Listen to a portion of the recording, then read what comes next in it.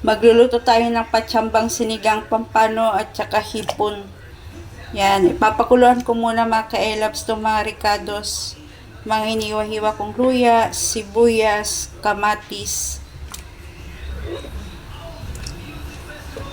Tsaka lalagyan ko ng konting asin na pampalasa.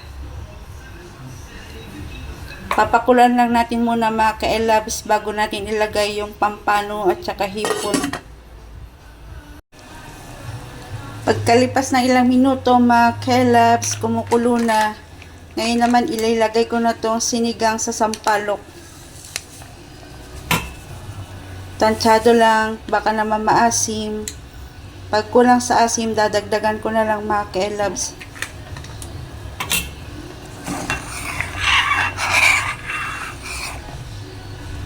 Ngayon naman ilalagay ko tong pampano. Hiniwa ko sa dalawa kasi masyadong malaki yung pampano, hindi kasya dito sa lutuan ko. Sobrang laki ng pampano na bili ko mga ka-elabs, kaya sulit na sulit sa presyo. Ipapaibabaw ko na lang tong hipon.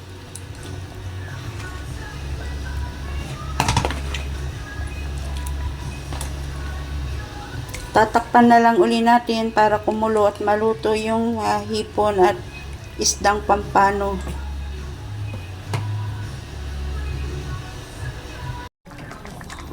Pagkalipas ng ilang mga minuto mga kelabs, luto na yung hipon at saka yung pampano. Natikman ko na rin.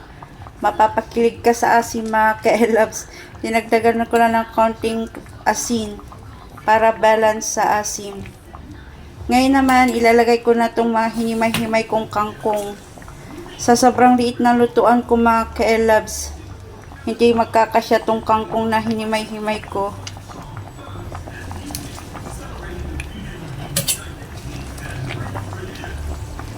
Sobrang daming gulay.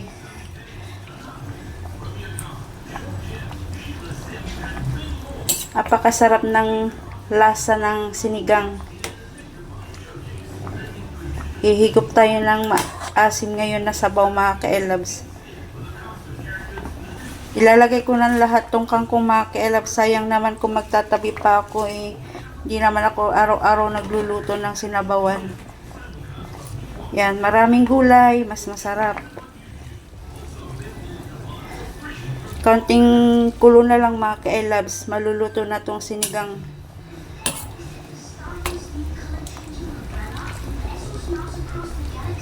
Tatakpan ko na lang uli para maluto naman tong kangkong.